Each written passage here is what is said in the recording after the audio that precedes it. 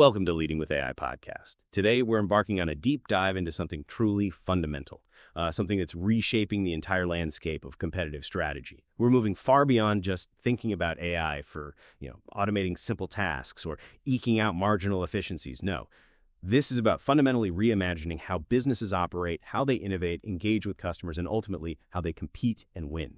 Our focus today is on competing on algorithms, the new moat. And we're drawing key insights from Chapter 11 of the groundbreaking book, Intelligent Advantage. You see, in this new age of AI, the old adage, strategy is how you train, has taken on an incredibly powerful, almost literal new meaning. It's quite striking. Our mission with this deep dive is to unpack exactly how leading companies are building sustainable advantages by deeply embedding AI into their strategic DNA.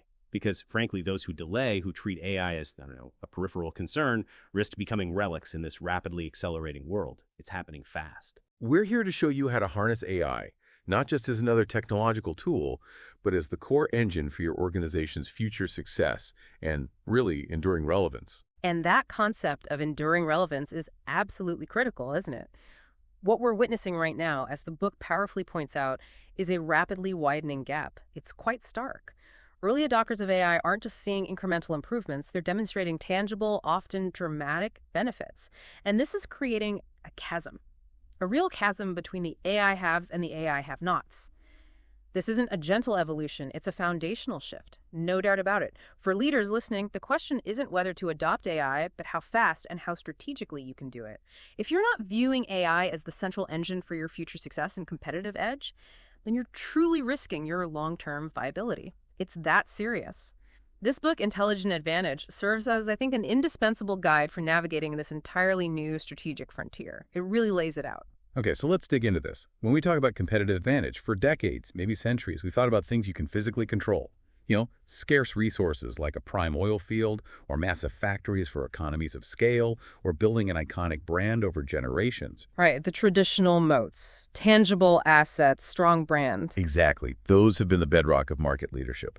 But now, in the digital revolution supercharged by AI, that definition is radically shifting. Right. What's fundamentally different about this algorithmic advantage that's emerging? How does it actually work? Well, the key difference is that it's about a superior capability, not just a static asset you own. Algorithmic advantage, as the book defines it, isn't just, having some AI software somewhere in the building. No, it's an organization's superior ability to continually leverage its proprietary algorithms that are constantly fueled by unique data assets, and then continuously refine those algorithms through relentless learning cycles. It's a dynamic process. Yeah. This allows them to make demonstrably better predictions, automate incredibly complex decisions, and deliver truly personalized experiences at scale, and do it in a way that consistently outperforms rivals. It's not just having the AI, it's the outcome it delivers. Precisely. The distinction is crucial.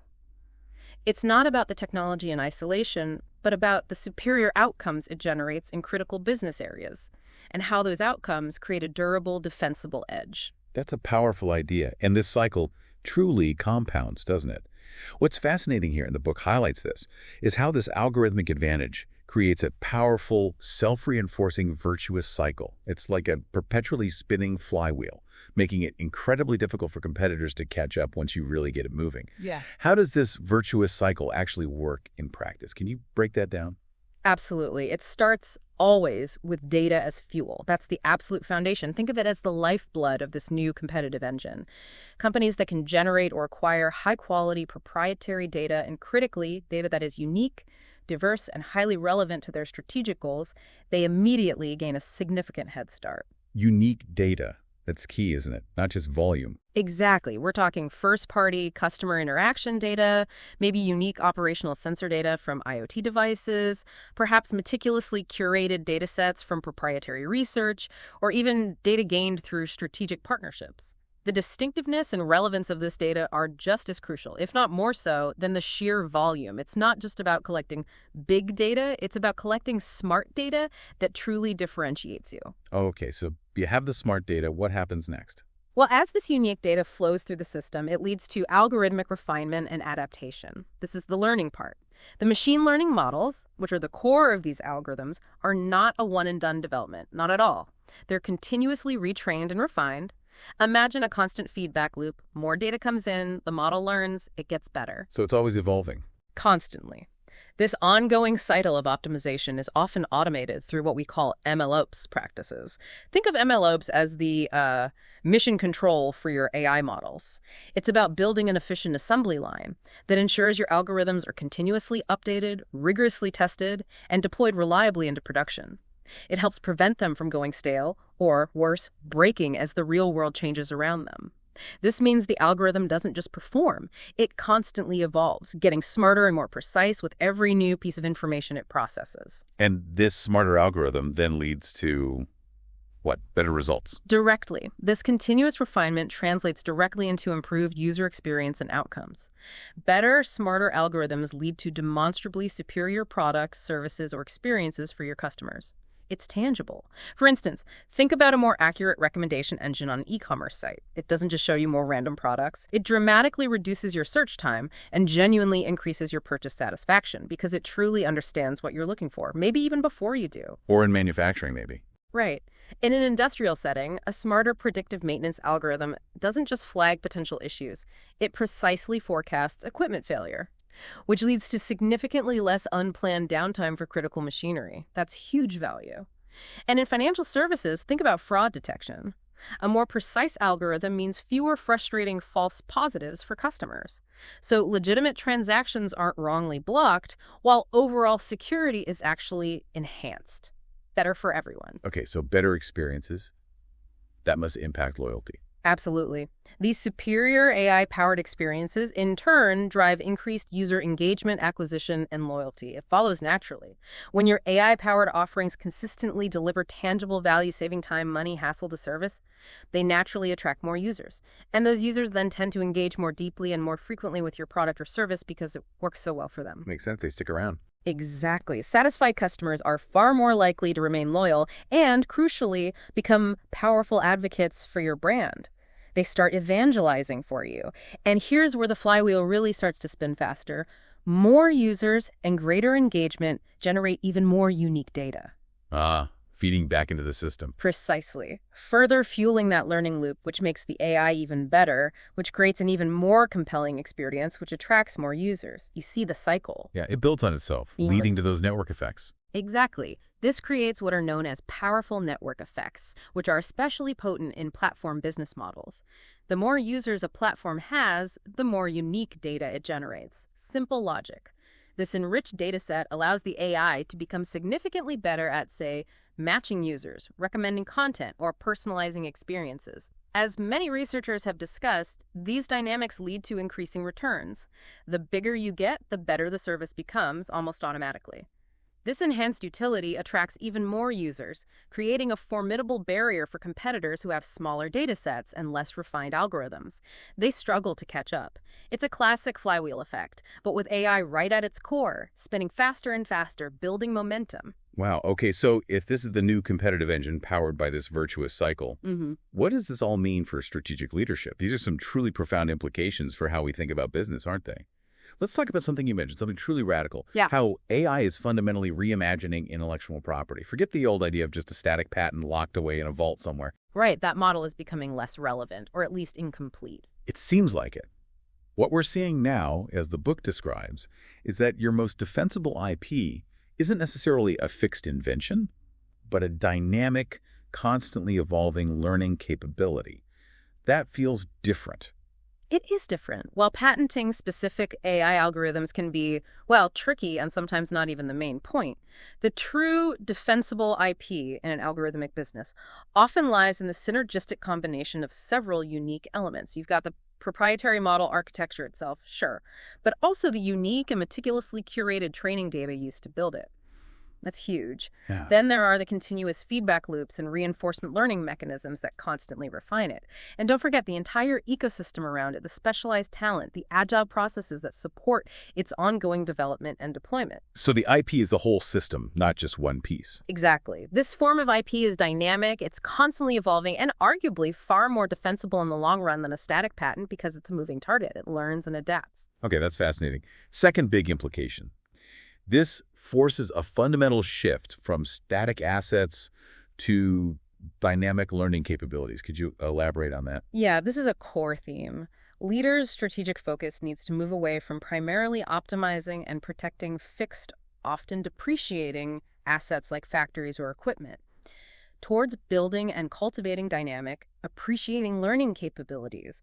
Think about that capabilities that get better over time. Appreciating assets, but they're intangible. Precisely. Your core competency becomes your organization's ability to effectively acquire relevant data, develop insightful algorithms from that data, rapidly iterate on those algorithms based on market feedback and new data, and then deploy them effectively to solve critical business problems or create new customer value. In essence, the capacity to learn and adapt faster and more intelligently than your competitors becomes the primary engine of enduring value. It's about organizational learning speed. Which leads to the third point, which sounds a bit daunting. Winner takes most, or even winner takes all dynamics. How does that play out? Well, it's a natural consequence of that compounding algorithmic advantage we discussed. Driven by those powerful data network effects and those relentless learning loops, you can see significant market concentration emerge. A company that achieves early algorithmic superiority in a key area, say, hyper-accurate search relevance online, or incredibly precise fraud detection in finance, can rapidly pull away from the pack. The gap widens quickly, Making it hard for others to catch up. extremely hard. This creates substantial barriers to entry for new players, and it poses a formidable challenge for existing incumbents who are trying to adapt. We've seen this play out vividly in sectors dominated by large tech platforms, obviously. But the underlying principle applies much more broadly as AI diffuses across all industries. It's a pattern to watch. Okay, and finally, because the game itself has changed, the scoreboard needs to change too, right? This demands new metrics for competitive assessment and valuation. Absolutely. Traditional metrics like market share, production capacity, or even brand equity, while they're still relevant, of course, they just don't tell the whole story anymore. They need to be augmented. New indicators of algorithmic prowess become critical for really understanding a company's future potential. Like what specifically? What should leaders and investors be looking at? You need to think about the size, yes, but also the quality, the uniqueness, and the refresh rate of your proprietary data sets. How good is the fuel? Then, the performance of the engine itself, the accuracy, the predictive power, the efficiency of your core algorithms, how well do they actually work? Also, the speed of your learning and model deployment cycles. How fast can you iterate and improve? That's agility. The level of personalization you achieve for customers. How tailored is the experience? And crucially, the tangible customer engagement and loyalty that's directly driven by your AI-powered features. Does it actually move the needle on customer behavior? Increasingly, investors and analysts are scrutinizing these factors, recognizing the profound impact on future growth, profitability, and overall valuation. The smart money is paying attention. So, okay, we've established that this algorithmic advantage is the new competitive moat. It's powerful, it compounds, but how do you actually build it? Where do you start? Yeah, that's the million-dollar question, isn't it? It is. And what's crystal clear from Chapter 2 of the book, and reinforced here in Chapter 11, is that the journey into this age of intelligent advantage is not a passive drift. You don't just stumble into it. It's a deliberate voyage. It demands way more than just, some technological upgrades or a few isolated departmental projects here and there. Needs real leadership. It calls for a fundamental shift in leadership perspective, in accountability, and in action. While AI's algorithms and data architectures are inherently complex, the imperative for its strategic adoption and successful integration into the enterprise is starkly simple.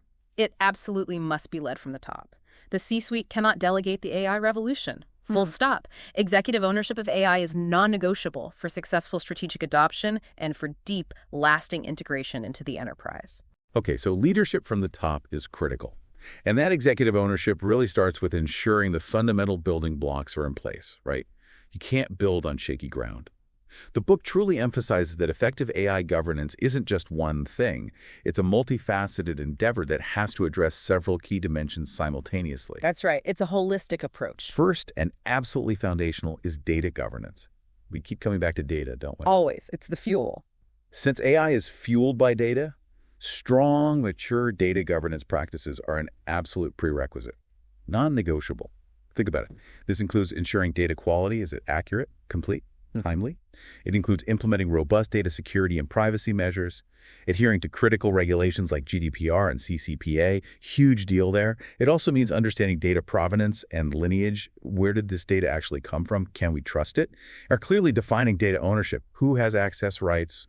What are the usage policies and how long do we keep it? The retention schedules. All critical components. Because without high-quality, well-governed data, Even the most sophisticated AI models will inevitably produce unreliable, biased, or even harmful outputs.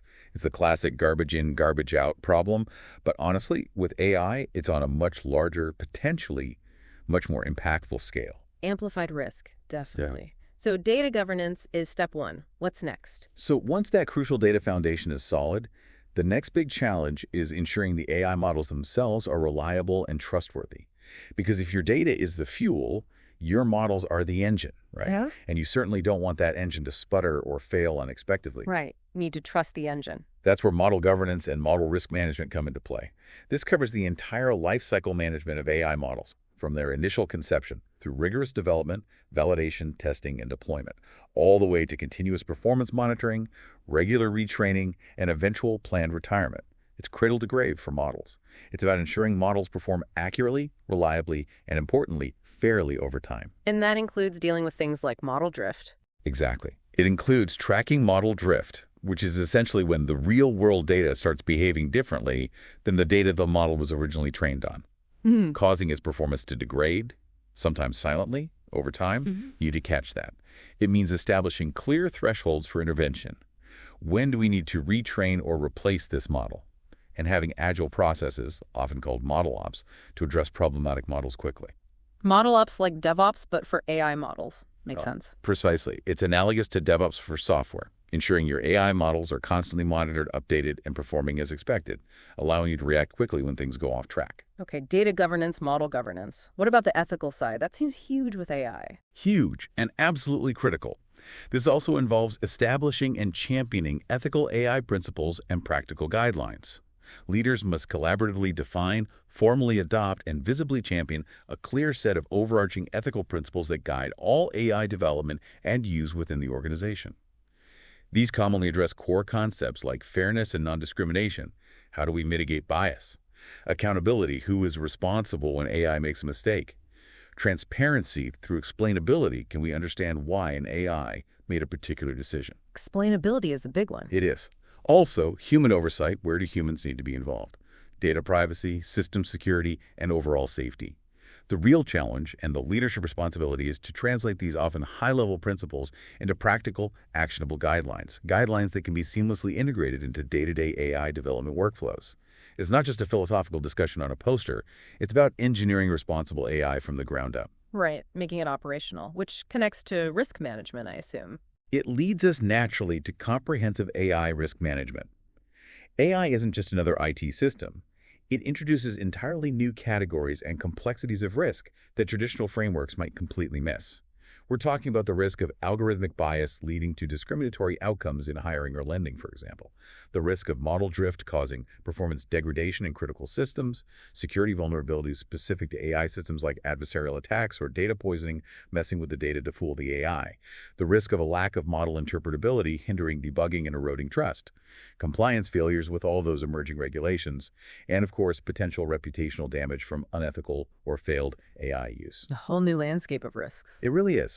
So an effective AI governance framework must proactively identify, assess, and mitigate these AI-specific risks, integrating them thoughtfully into the broader enterprise risk management system. It can't live in a silo. And the regulatory piece you mentioned, that's moving fast. Incredibly fast. That's another key dimension, navigating the evolving regulatory and legal landscape. The regulatory environment for AI is incredibly dynamic. You've got new legislation like the EU AI Act setting powerful precedents globally, and others are following suit. AI governance must include robust processes for staying abreast of these international and sectoral developments, interpreting their often complex implications, and ensuring ongoing compliance with all relevant laws and standards. It's a moving target, so agility and proactive monitoring are absolutely key. You can't just set it and forget it. No kidding. So how do you actually structure this? Who owns what? Good question. Finally, to make all this governance actually work, you absolutely need clear roles, responsibilities, and oversight structures. Effective governance demands absolute clarity, no ambiguity. This might involve creating a dedicated AI ethics board or council, often multidisciplinary with members from legal, tech, business, ethics, maybe appointing a chief AI ethics officer, which some companies are doing now, and certainly defining specific AI governance responsibilities across all the relevant teams, data scientists, developers, business unit leaders, internal audit functions. Everyone needs to know their role. And crucially, as we've touched on, board-level oversight of AI strategy and its associated risks is becoming an increasingly critical expectation. The board needs to be engaged.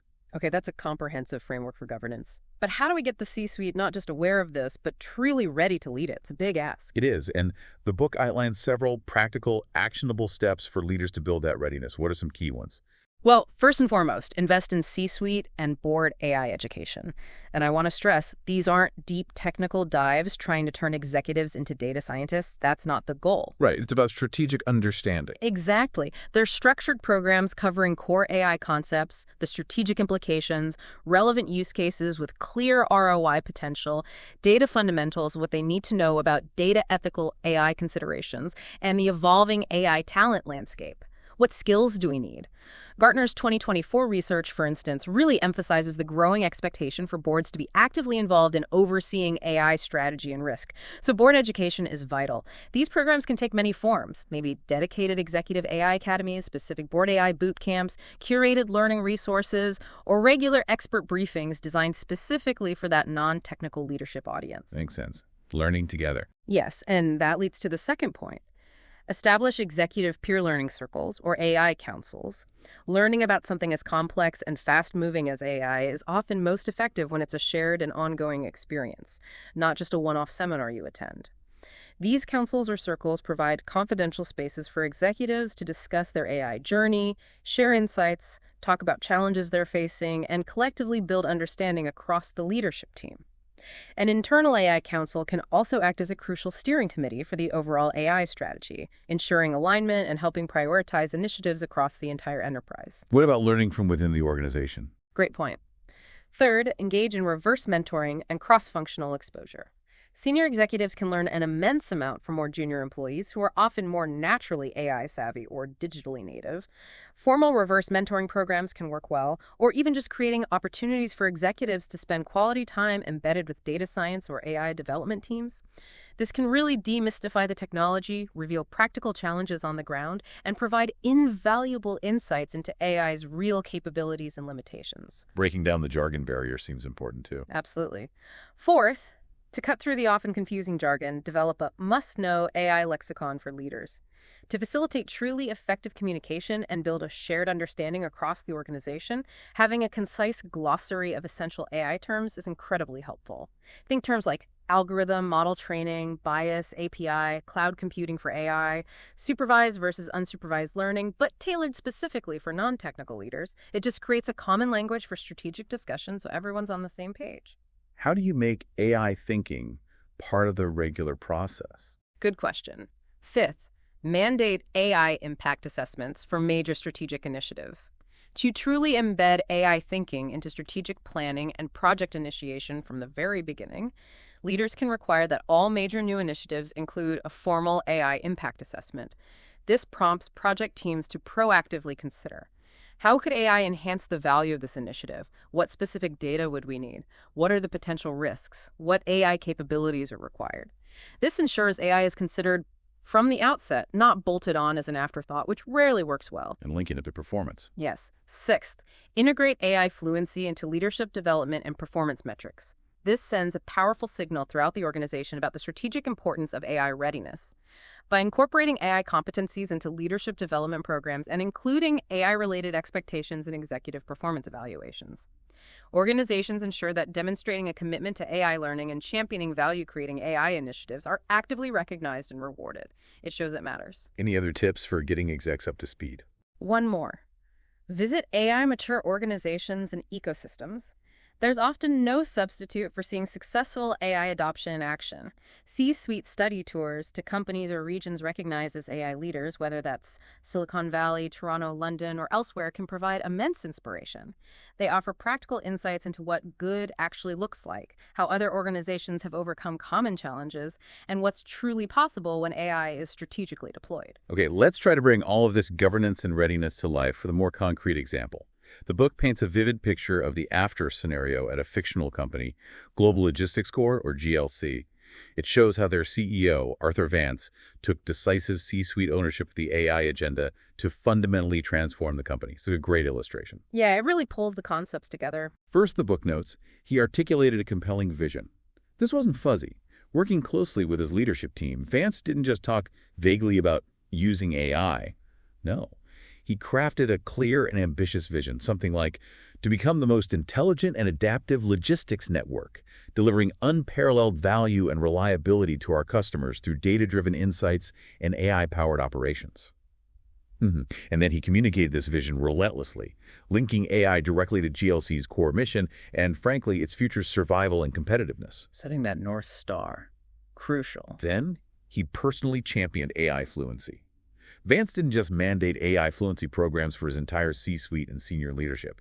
He personally participated in them, visibly signaling its importance right from the very top. That makes a difference. He established that AI Leadership Council we talked about to steer the overall strategy and share learnings, fostering a culture of continuous AI learning among his executive team. Leading by example. Next, recognizing the immense risks and ethical considerations involved, especially in logistics with workforce impacts and tracking, he established robust governance and ethics. Vance personally sponsored the creation of an overarching AI governance framework. This included a dedicated AI ethics committee. Together, they developed clear principles for responsible AI use, data privacy, and algorithmic transparency, especially critical in sensitive areas like workforce planning or dynamic customer pricing. This commitment, the book suggests, built crucial trust both internally with employees and externally with customers and regulators. Governance wasn't an afterthought, it was foundational. Crucially, he didn't just talk. He made bold strategic investments in prioritization. This wasn't cheap. Vance secured board approval for a significant, multi-year investment focused on 3 interconnected pillars. First, intelligent operations, which included AI for things like route optimization and predictive maintenance on their vehicle fleet. Second, customer-centric solutions, leveraging AI for predictive ETAs, personalized shipping offerings, and better customer service. And third, a foundational data infrastructure modernization effort to break down existing data silos and create that high-quality fuel we discussed. So focused investment, not just throwing money around. Exactly. It wasn't just buying tech. It was deeply strategic, tied to clear business outcomes. And finally, to ensure this transformation permeated the entire organization, not just staying in the C-suite or IT. He actively fostered an AI-conscious culture. Vance made a point of celebrating early AI wins, both large and small, creating positive momentum and showing progress. He encouraged cross-functional teams to tackle existing business problems with AI through things like AI innovation challenges, fostering bottom-up ideation and experimentation. And he empowered AI champions within various business units, making it clear that learning from AI experiments, even those that didn't immediately hit a home run, was valued as part of the journey. Failure was okay if you learned. That cultural piece is so often underestimated. Totally. And the tangible results over the subsequent 3 to 5 years at GLC, as depicted in the book, were truly remarkable. It wasn't just talk. Operational efficiency soared. AI-driven route optimization, for instance, reduced fuel costs by something like 15% and dramatically improved on-time delivery rates by 20%. Huge numbers. Predictive maintenance drastically cut unplanned downtime across their extensive fleet, keeping trucks on the road. Customer satisfaction scores improved significantly, leading to a noticeable reduction in customer churn as AI-powered tools made interactions smoother and delivery more reliable. New revenue streams even emerged, such as GLC offering granular supply chain analytics as a service to their own clients, leveraging the data they now had. Turning data into a product. Smart. Yeah. Employee engagement increased, particularly boosting morale and retention for their critical tech teams who felt they were working on cutting-edge stuff. And perhaps most tellingly, market perception shifted dramatically. GLC was seen as an innovator, a leader, not a follower, and this was reflected clearly in the stock price and market valuation. This case study powerfully demonstrates that true AI readiness is built on that strategic alignment, a C-suite-driven AI vision, clearly defined AI use cases, an integrated AI strategy across the business, and that unwavering executive sponsorship from the top. It works. Before we dive even deeper into specific applications across the business and look towards the future of AI, just a quick note for you listening. If you're finding these insights as compelling as we are and you want to truly master how AI can reshape your organization's future, you absolutely need to get your hands on the book that's guiding our discussion today. It's called Intelligent Advantage by Ryan Beckett. You can find it easily on Amazon. Just search for the title, Intelligent Advantage by Ryan Beckett. It's a fantastic resource packed with actionable strategies and detailed examples, just like the GLC one, to help you build your own intelligent advantage. Go check it out. #TechTonday, found your AI-driven transformation. across core business functions. Okay, so moving into how AI fundamentally transforms the core functions of the enterprise. It's vital to first understand the broader context it operates in. As the book highlights, AI doesn't just plug into any old system and magically work wonders. That's a misconception. Right. It needs the right environment. It truly thrives in agile, modern IT environments. A low level of overall digital maturity, characterized by, say, legacy monolithic systems, a lack of API-first thinking, maybe resistance to cloud adoption. These things can severely hamper AI progress. They create friction. So robust digital maturity and, importantly, embracing platform thinking provide the essential fertile ground for AI to really flourish and, critically, to scale effectively across the organization. Platform thinking. Can you unpack that a bit? Yeah. What does that mean in practice for AI? Sure. The power of platform thinking for scaling AI is immense because it shifts your approach fundamentally. You move away from developing lots of isolated point solutions for individual problems, an AI tool here, another one there, towards building reusable, scalable platforms. Think of them as digital engines that can power a wide range of AI applications efficiently. So building common capabilities. Exactly. Key aspects include identifying common capabilities needed across your organization, things like data ingestion pipelines, feature engineering processes, those MLOps tools we mentioned. Then you build reusable components and services around these. Think of a centralized feature store where curated data attributes are readily available for any AI model to use, saving duplicated effort. Or maybe a common natural language processing service that any team across the business can tap into via an API. This design promotes self-service and democratization, empowering more users and teams to build and deploy AI solutions faster and more consistently. APIs and microservices are the crucial glue holding these platforms together, allowing different components to communicate seamlessly. And leveraging cloud-native design provides the elasticity and agility needed for dynamic AI workloads, which often have spiky compute demands. It's about building for scale and reuse. Okay, so with that platform thinking as a foundation, this is where it gets incredibly exciting for the entire organization.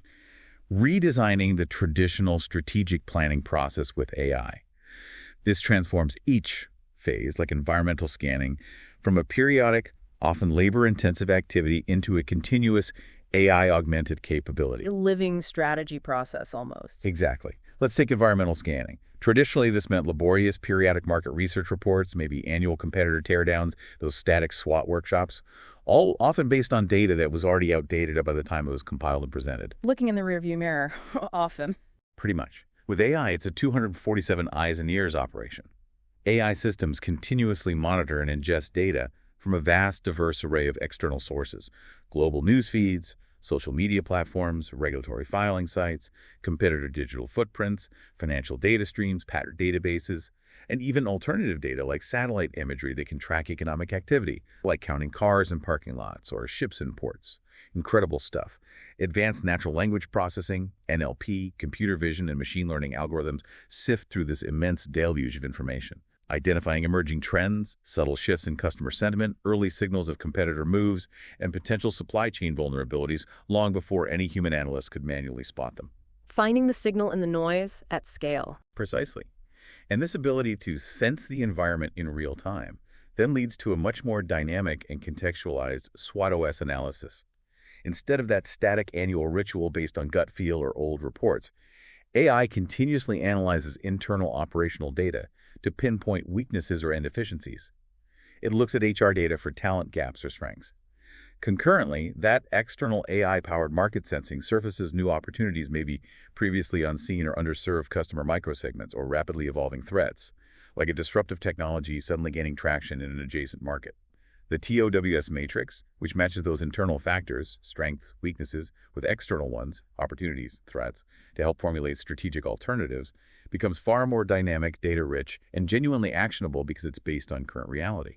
So the inputs are just vastly richer and more timely. Vastly. Yeah. And the result of all this, you get automated, personalized, and predictive intelligence briefings.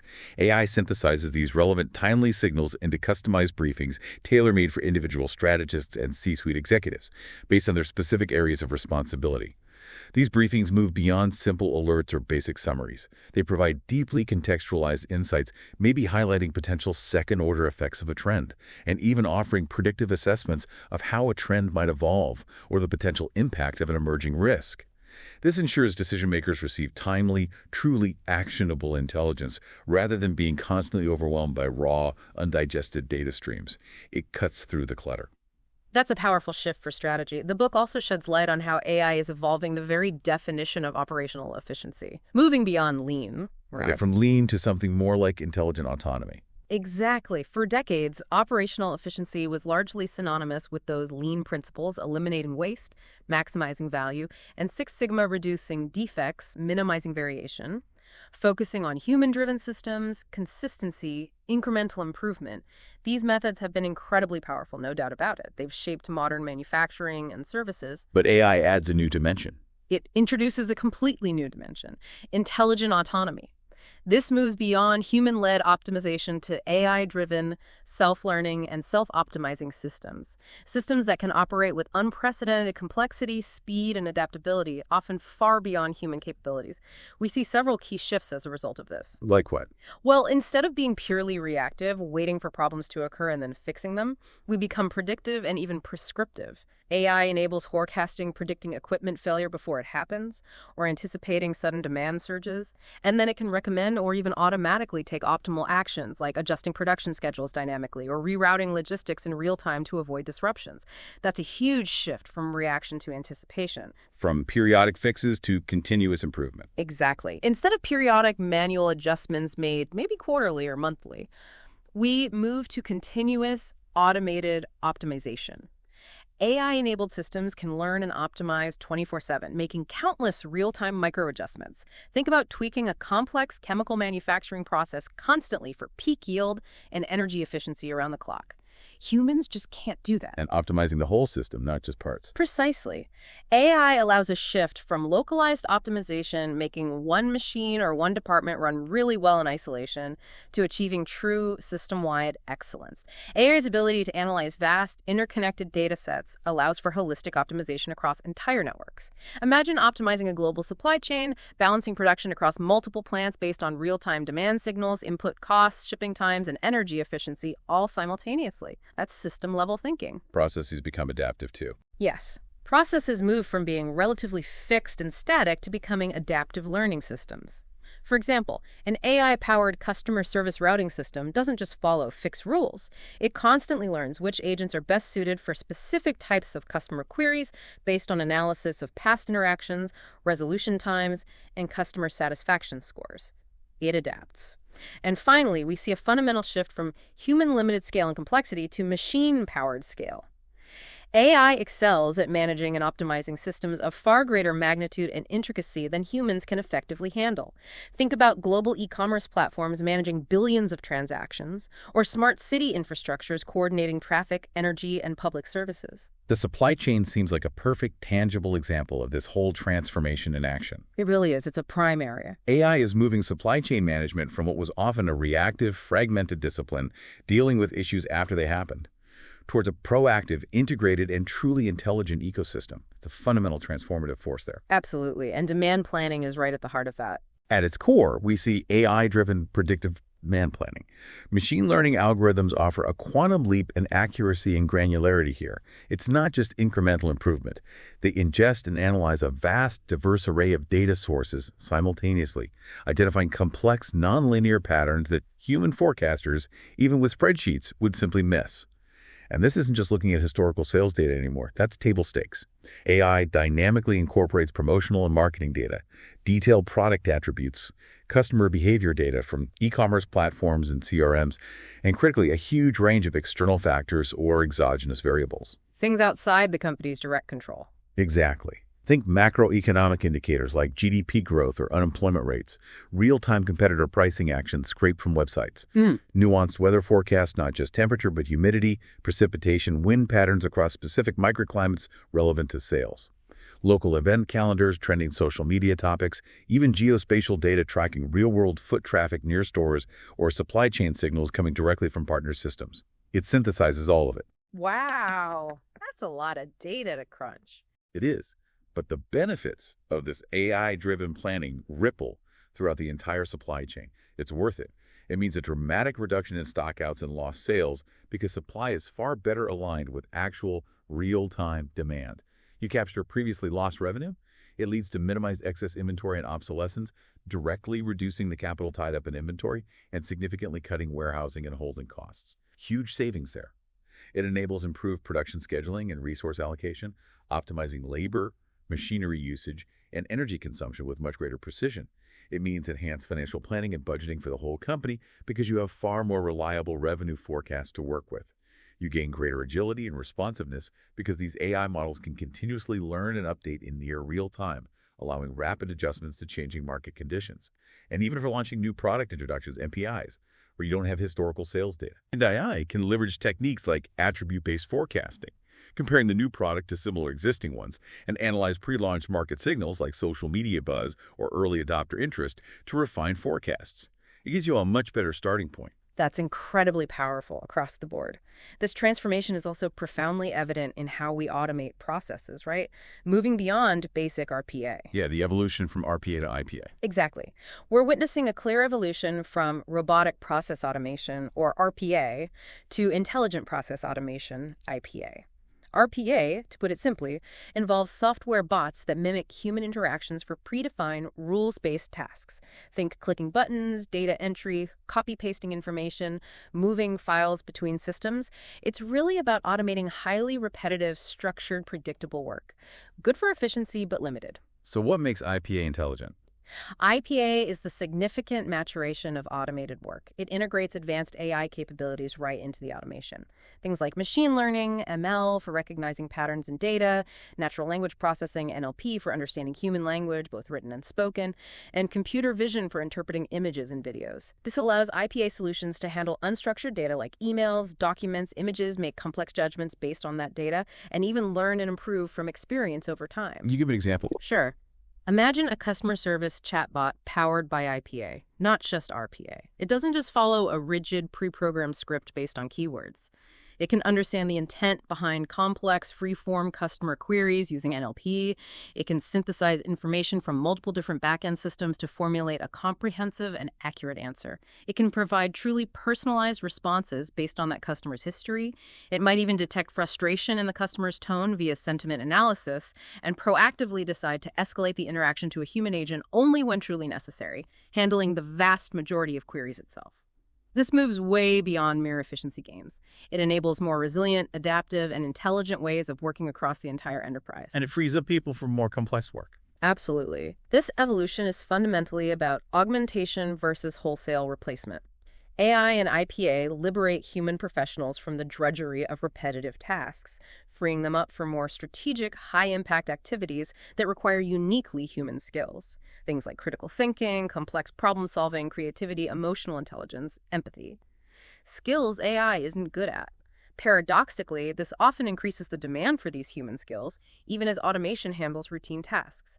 And new, higher-value roles inherently emerge at that human-machine interface, managing and collaborating with the AI. Okay, let's pivot to manufacturing specifically.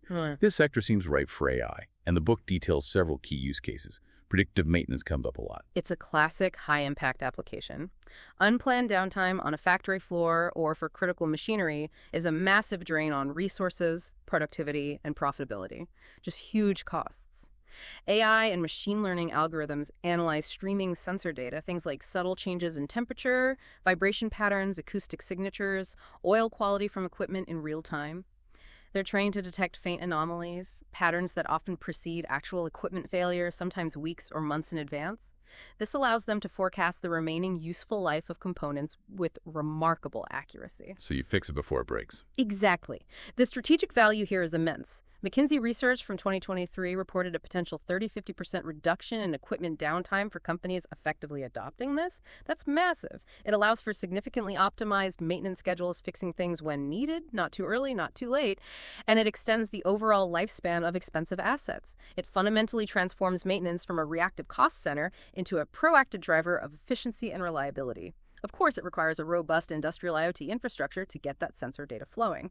Another powerful application mentioned is the rise of digital twins. What are those exactly? Digital twins are dynamic, virtual representations, essentially digital replicas of physical assets, processes, or even entire systems. Imagine a living, breathing, data-rich digital model of your factory floor, or a complex jet engine, or even a wind farm. AI continuously feeds real-world operational data from sensors and other systems into these virtual models. This allows you to simulate operations, predict performance under different conditions, and optimize processes in the virtual world before implementing changes in the physical world. What's the value there? It offers strategic value across the board. In product design and prototyping, you can iterate much faster and cheaper in a virtual environment. Test thousands of designs digitally. For process optimization, you can identify bottlenecks or inefficiencies on a virtual production line without disrupting actual operations. It enhances remote monitoring and control, allowing experts to diagnose issues from afar, and it provides even more data for enhancing that predictive maintenance we just discussed by simulating stress and wear patterns. While Gartner noted in 2024 that adoption is growing rapidly, scaling digital twins across the entire enterprise building and maintaining all those complex models remains a significant, though potentially very rewarding challenge for many organizations. Makes sense. What about quality control? AI must be impacting that too. Hugely. AI-powered quality inspection and control. Traditionally, visual inspection on assembly lines was a manual, often tedious, and inherently error-prone process. Human eyes get tired, attention wanders. Now, using high-resolution cameras and advanced computer vision algorithms, AI models can be meticulously trained on vast data sets of images showing both good products and various types of defective products.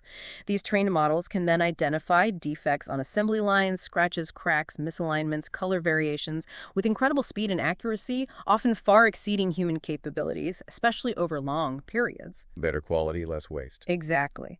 This means dramatically improved defect detection rates. McKinsey, again, in 2023, noted potential defect reductions of up to 90% in some applications. That leads directly to significantly reduced scrap and rework costs, increased overall throughput, and the data collected can even be used for root cause analysis to prevent those defects from happening again in the first place. It closes the loop. And robots, are they getting smarter too? Definitely. We're seeing the widespread adoption of smart robotics and autonomous systems powered by AI. AI imbues robots with advanced capabilities that older generations of robots lacked. Things like sophisticated object recognition, understanding what they're looking at. Adaptive path planning, allowing them to navigate dynamic and changing environments, not just fixed routes. And even learning new tasks from demonstration or simulation. This enables the proliferation of collaborative robots or cobots, which are designed to safely and effectively work right alongside human employees on the factory floor, handling repetitive or strenuous tasks. It also powers autonomous mobile robots, AMRs, that can intelligently navigate complex factory or warehouse layouts, moving materials and products efficiently without predefined paths. Strategically, this enhances the automation of increasingly complex tasks, increases flexibility and agility in production setups, dramatically improves safety by taking over dangerous or ergonomically challenging work, and optimizes labor, allowing human employees to focus on higher value, more creative, or problem-solving tasks that require human ingenuity. Now, shifting gears slightly, let's talk about sectors like SaaS and B2B services.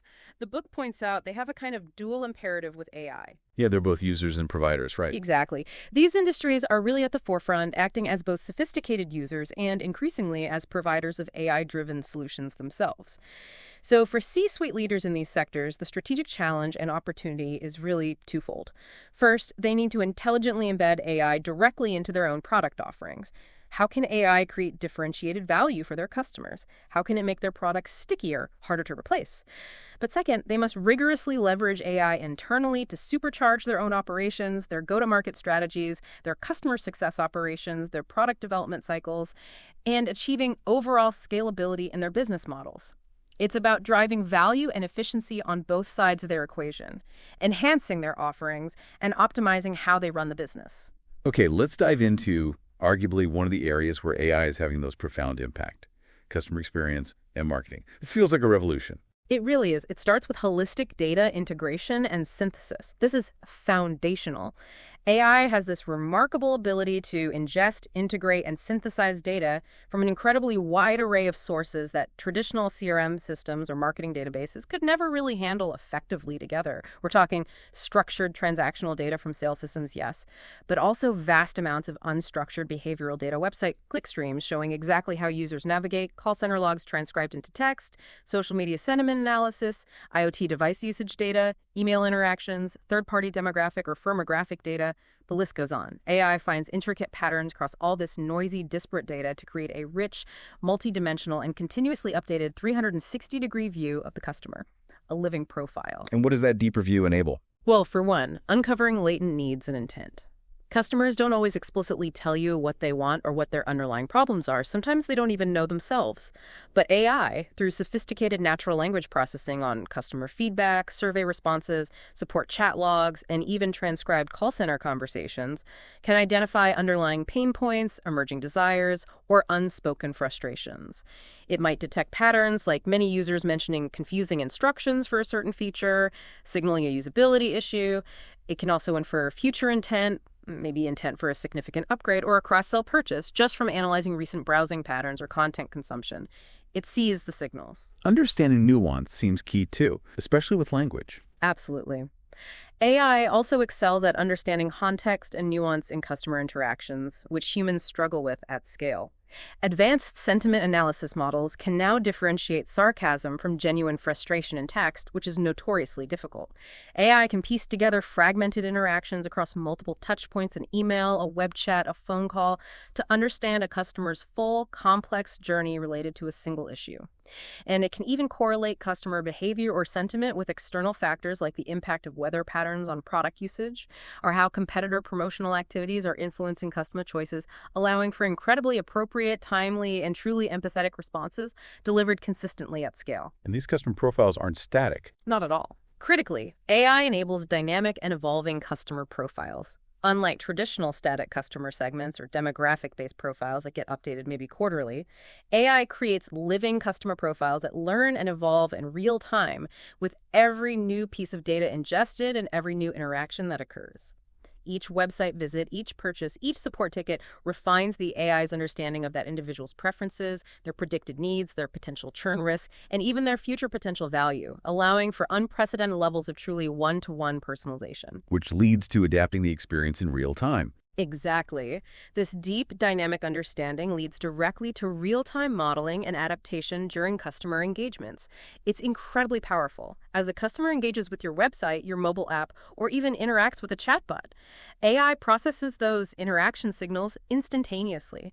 This powers dynamic personalization, modifying website content, product recommendations, or marketing offers on the fly based on that user's immediate behavior and inferred intent. It provides contextual assistance and proactive support, like intelligently offering a help article or a chat prompt on a complex online form before the user even types a question, because the AI predicts they might be struggling. And it allows for adaptive journey orchestration, intelligently guiding the customer through the optimal, most personalized sequence of steps across various channels, web, mobile, email support, to help them achieve their goal efficiently and effectively. Wow. What about predicting churn or value? Key applications. AI powers critical strategic functions like churn prediction. Sophisticated models analyze a wide range of signals, usage patterns, transactional history, customer service interactions, demographics, contractual data, marketing engagement levels to predict with high accuracy which customers are at risk of leaving your service in the near future.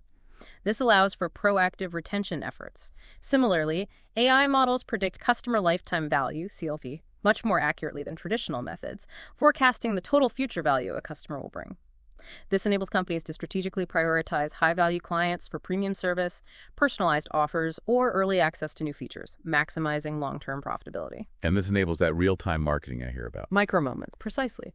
This all comes together to enable capitalizing on micro-moments. It involves leveraging AI for dynamic customer segmentation, hyper-targeted campaigns, and delivering personalized content or experiences instantaneously across multiple touchpoints right at the moment a customer expresses a specific need or intent online. AI makes this feasible and effective at scale. And underpinning much of this, especially in e-commerce and travel, is AI-powered dynamic pricing.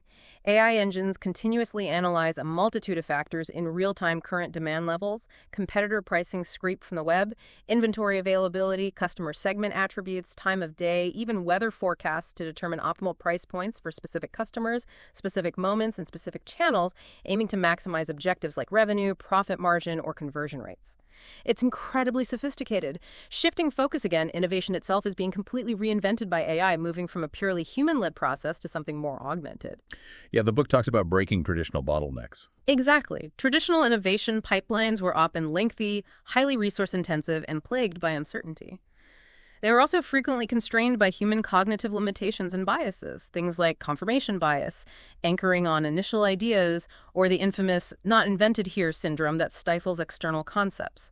Furthermore, the high cost and significant time required for physical prototyping often severely limited the number and sheer boldness of ideas that companies could realistically even pursue. You could only test so many physical mock-ups. Oh, how does AI change that game? AI profoundly transforms innovation from a linear, often stage-gated process into a dynamic, ongoing organizational capability. This AI-augmented approach enables the exploration of a far wider range of potential ideas, often uncovering non-obvious connections or possibilities. It allows for much more rigorous and efficient validation of concepts for major investment, using predictive analytics to forecast market acceptance or advanced simulations to test performance digitally. And it supports incredibly rapid iteration through accelerated learning loops. Digital testing is just faster. The fail fast, learn faster mantra becomes genuinely achievable at scale because the cost and time of experimentation are drastically reduced when you can do much of it virtually. I mean, AI can even help generate the ideas, like generative design. Yes, that's a fascinating area. Generative design and intelligent R&D. Here, AI acts not just as an analytical tool, but as a true creative and engineering partner. In generative design, a human designer inputs the functional requirements and constraints for a part or system, things like desired weight, material properties, load capacity, manufacturing method, cost limits. The AI algorithm then explores the entire possible design space, generating literally thousands of optimized design solutions, often with complex, organic-looking structures that a human engineer might never conceive of on their own. This allows for rapid exploration of highly optimized possibilities. And in intelligent R&D, AI plays a similar co-creator role. It can analyze vast libraries of scientific research data to identify promising areas or white spaces for new discovery. It can propose novel chemical compounds or materials with desired properties. It accelerates complex scientific simulations, guiding experimental design for faster breakthroughs in fields like drug discovery or materials science. That's incredible. And as AI matures, it's not just transforming existing functions, it's actively spawning entirely new business models, isn't it? Absolutely. We're seeing new ways of delivering value emerge. Take AI as a service, AIS. What exactly is that? AIS essentially provides access to sophisticated AI capabilities, things like pre-trained models for image recognition, natural language processing APIs for text analysis, or machine learning platforms on a subscription or pay-per-use basis, typically delivered via the cloud. It truly democratizes AI, significantly reducing the large upfront investment in hardware, software, and specialized talent that used to be required. This makes powerful AI accessible even to smaller companies, and it offers immense scalability you pay for what you use. Major cloud providers like AWS, Google Cloud Platform, and Microsoft Azure are dominant players here, offering a vast and growing array of AIS offerings. But you also see specialized niche AIS companies focusing on specific industries or AI techniques. Their competitive advantage lies in the quality, breadth, performance, and ease of use of their models, combined with the robustness and scalability of their underlying cloud infrastructure. Okay, and you also mentioned digital twin services earlier. Is that becoming a distinct business model too? Yes, increasingly so. Instead of just building a digital twin for internal use, companies are offering digital twin creation, management, and analytics as a service to their clients. These services offer clients dynamic virtual representations of their physical assets, complex processes, or even entire operational systems. Clients then use these service-based digital twins to continuously optimize the performance of their real-world assets, predict failures with remarkable accuracy, simulate various operational scenarios without risking physical disruption, and improve overall lifecycle management. This leads to tangible benefits like dramatically improved uptime for machinery, enhanced operational efficiency, increased safety, and better long-term planning. Examples range from digital twins for optimizing operations in smart cities or complex manufacturing plants to predictive diagnostics using digital replicas of organs in healthcare. AI is absolutely critical here for ingesting and processing the massive streams of IoT sensor data, identifying subtle anomalies, learning complex operational patterns, predicting future states, and running those incredibly complex simulations that make the digital twin valuable. What's also truly fascinating, and maybe less obvious, is how AI acts as a powerful catalyst for ecosystem innovation. It's not just about optimizing within your own four walls. Meaning collaboration between companies. Exactly. AI fosters deeper, more dynamic, and ultimately more intelligent collaboration across entire business ecosystems, involving suppliers, partners, customers, and sometimes even erstwhile competitors who find common ground on shared challenges or opportunities. In this new paradigm, competitive advantage increasingly derives not just from your purely internal capabilities, but from your ability to effectively orchestrate and powerfully leverage the collective capabilities and data of this broader network. AI provides the critical intelligence layer and the connective tissue that makes this kind of complex, multi-party collaboration possible and effective at scale. How does that work in practice? Well, you see powerful AI-driven integration, enabling things like enhanced supply chain visibility and resilience.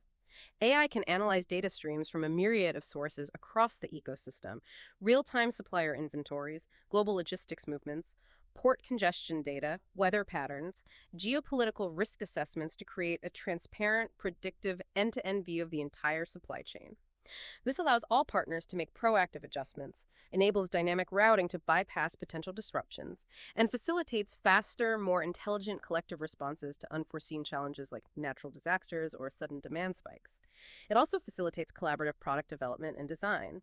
AI-powered platforms like shared digital twin environments where multiple partners can interact with the same virtual model, or federated generative design tools, allow seamless co-design and simulation among partners distributed globally, accelerating innovation cycles. You also see it enabling personalized customer experiences through partner integration.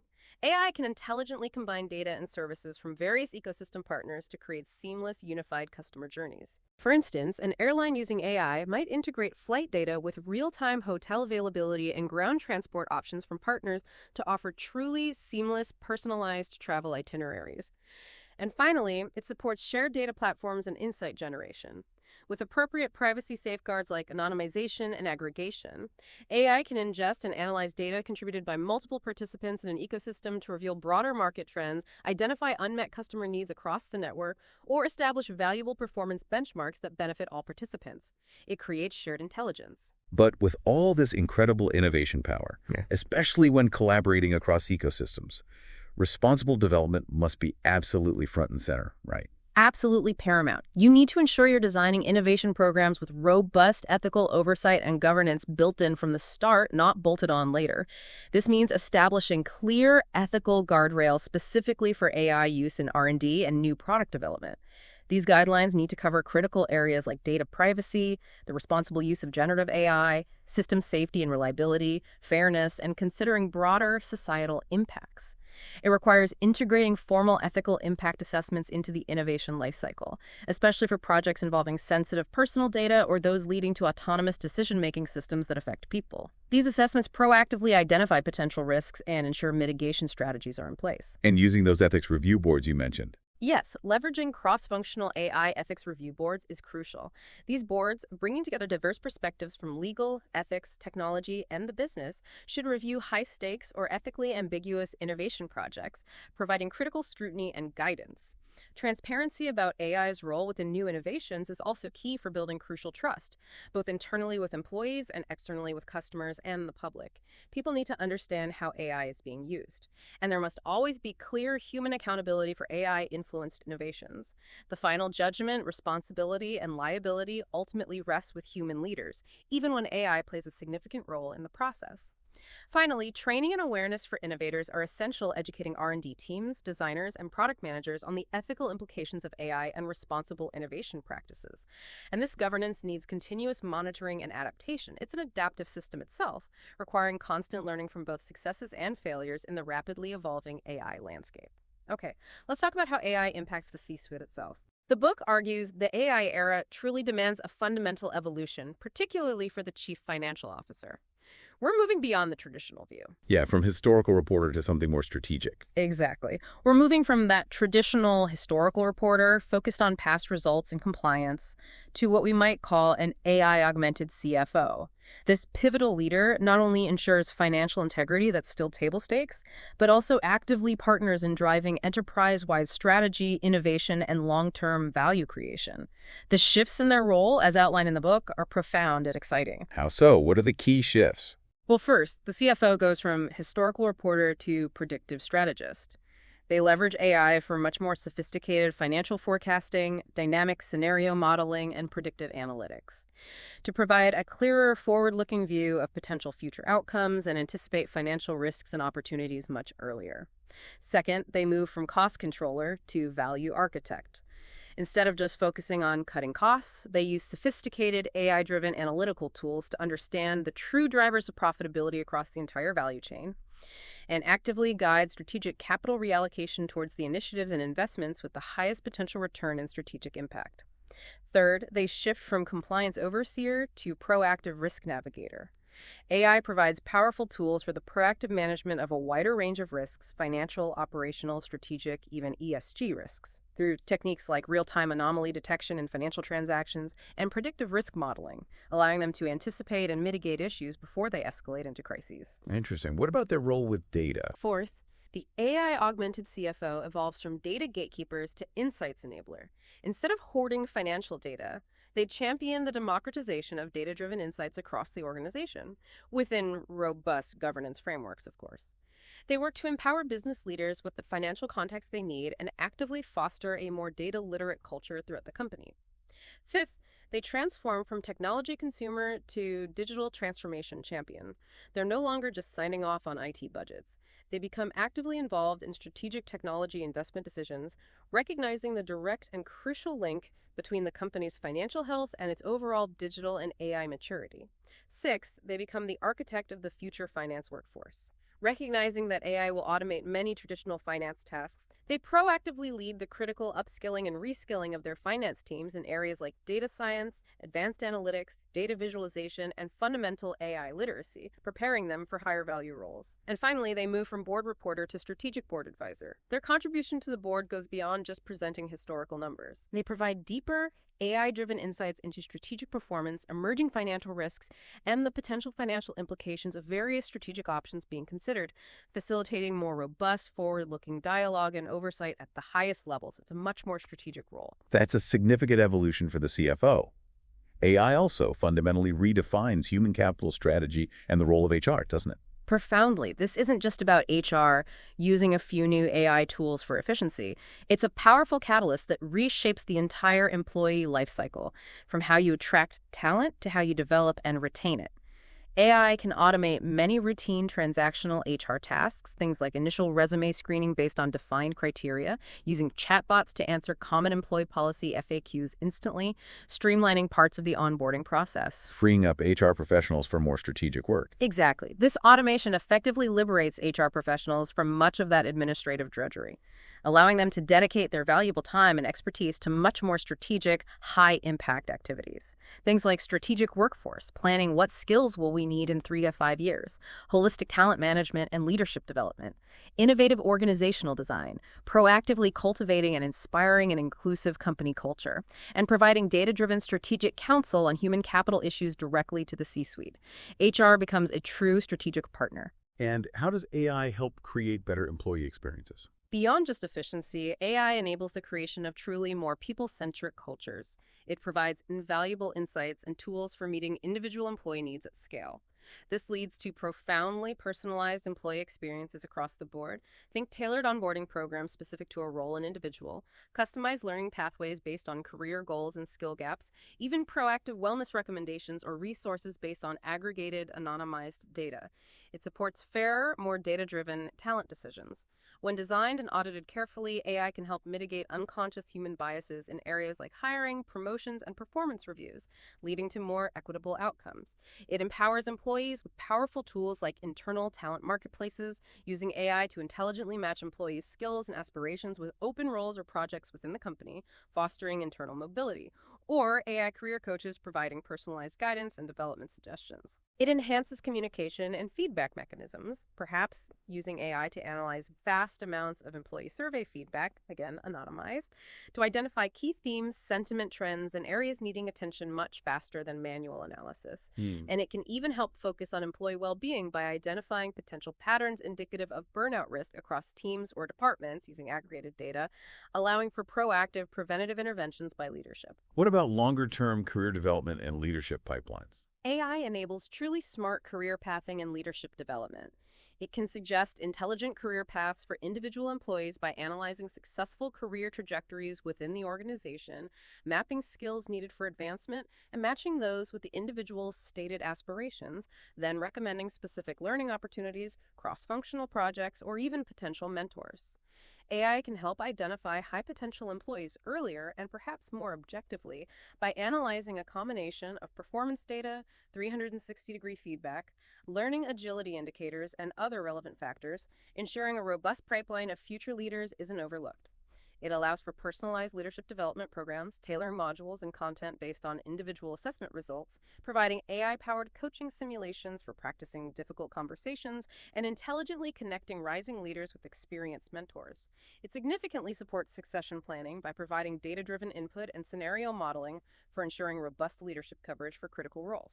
And it facilitates highly effective AI-driven mentorship matching, going beyond simple job titles or departments to find truly synergistic pairings based on a wide range of factors like skills, experience, working style, and development goals.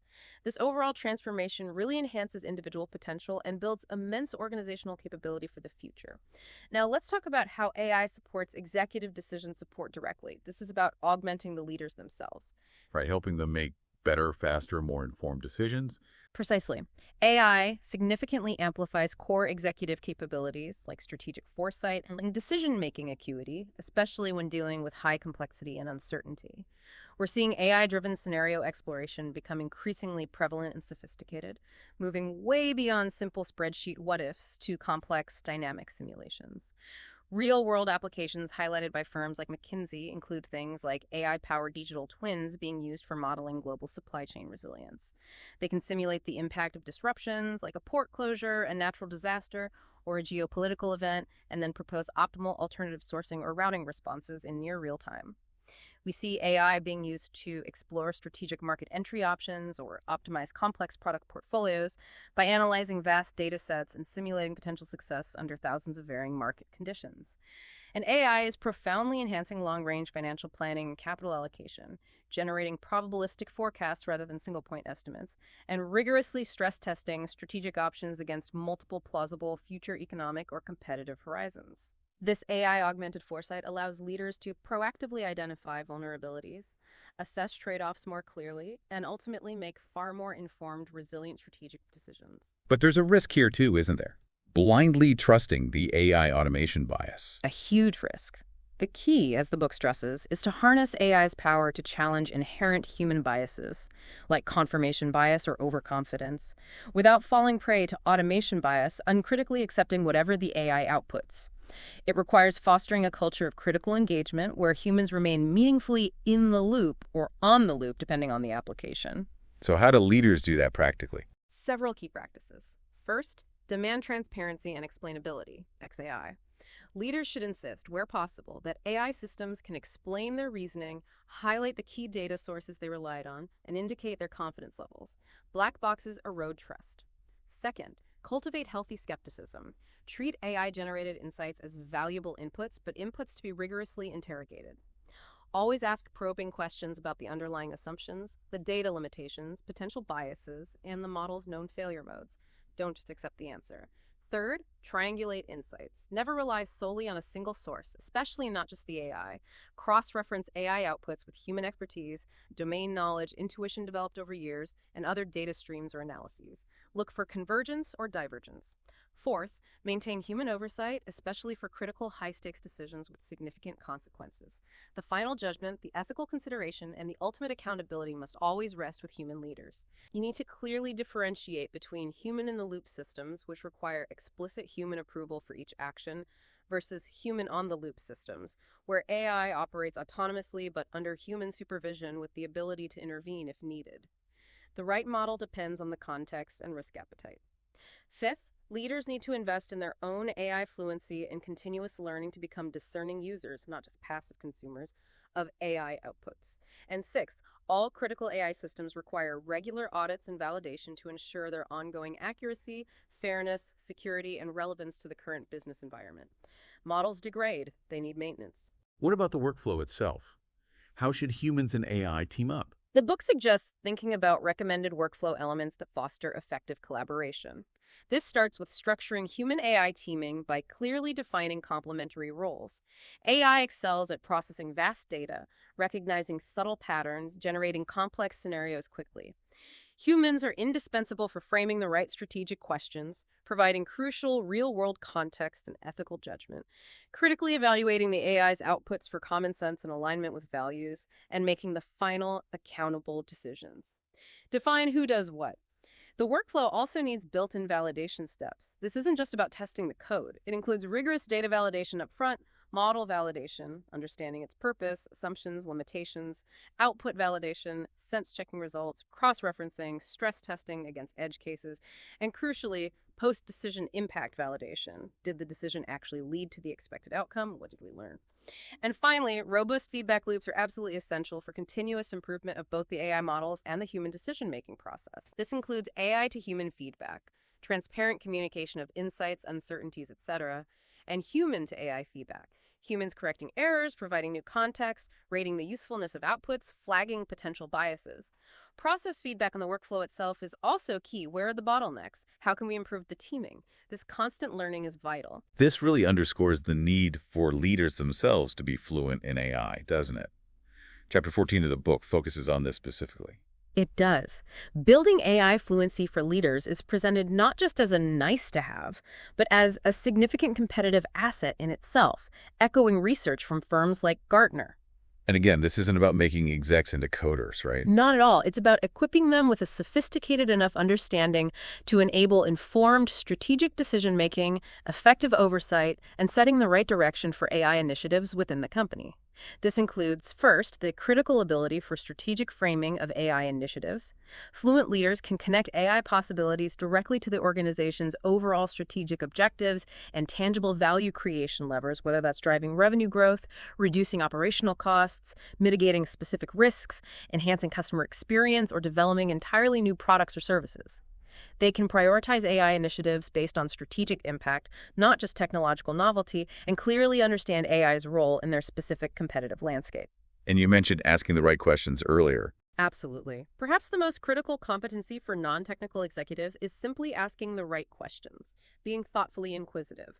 This means consistently probing questions about purpose and value. What specific business problem are we really trying to solve here? What's the realistic projected ROI, and how will we measure it? How does this initiative align directly with our top strategic priorities? Asking questions about data. What specific data is needed to train and run this model? What are the potential biases lurking in that data, and how are we mitigating them? How will this data be governed, secured, and kept up to date? Asking questions about the AI model and its limitations. Conceptually, how does this model actually work? What are its known limitations or common failure modes? How will its performance be monitored over time? Is it explainable enough for us to trust its decisions in this context? Asking questions about implementation and operations. What are the organizational prerequisites for deploying this successfully? How will it integrate with existing systems and processes? What's the impact on our employees and workflows? What are the ongoing operational costs, and do we have contingency plans if it fails? And asking crucial questions about ethics and risk. What are the potential ethical risks or societal implications? How do we ensure compliance with relevant regulations? What mechanisms for human oversight and intervention are in place? How will we address complaints or appeals if the AI makes an error affecting someone? The ability to consistently ask these kinds of thoughtful, strategic questions is a true hallmark of an AI-fluent leader. They guide the conversation constructively. Do they need some basic technical understanding too? A foundational conceptual grasp is very helpful. Understanding basic ML types, common model trade-offs, and inherent limitations. This means having a conceptual understanding of the main categories. Supervised learning, learning from labeled examples. Unsupervised learning, finding patterns in unlabeled data. Reinforcement learning, learning through trial and error. And maybe core concepts behind natural language processing, computer vision, and generative AI. just the basics of what they do. Also, having an awareness of common trade-offs engineers face when building models is useful for strategic discussions. Things like the trade-off between model accuracy and interpretability, often the most accurate models are the hardest to explain, or precision versus recall in classification tasks, or bias versus variance. Understanding that there's no single perfect model, just the best fit for a specific purpose and risk tolerance. And it's vital for leaders to have a realistic understanding of AI's inherent limitations, its lack of true understanding, common sense reasoning, or genuine consciousness. Knowing what AI can't do is as important as knowing what it can. And bridging that gap between the tech teams and the business side. Critically important. The book highlights the essential need for individuals who can act as AI translators or analytics translators. These are people, often with hybrid skill sets, who are fluent in both business strategy and core AI concepts. They can facilitate clear communication between technical AI teams and business leadership, ensuring strategic alignment and preventing misunderstandings that can derail projects. They essentially speak both languages. Yeah. Leading firms are increasingly recognizing that the overall learnability and adaptability of their leadership team, their collective AI fluency, are, in themselves, significant competitive assets in this rapidly changing landscape. Looking even further ahead, the book touches on the broader horizon, the convergence of AI and other emerging technologies. This is where things could get exponentially more transformative. Like AI combined with Several key areas. Multimodal AI is rapidly advancing. These are systems capable of processing, understanding, and integrating information from multiple different data types, simultaneously text, images, audio, video, sensor data. This moves AI towards a richer, more holistic understanding of the world, closer to how humans perceive and reason. Then there's the artificial intelligence of things, or AIoT. This is about embedding AI capabilities directly into connected IoT devices and networks. It transforms vast networks of sensors and actuators from just collecting data into an intelligent, interactive system capable of intelligent sensing, automated decision-making and control right at the edge without constantly going back to the cloud, enabling enhanced operational efficiency, greater autonomy, and hyper-personalized experiences in real time.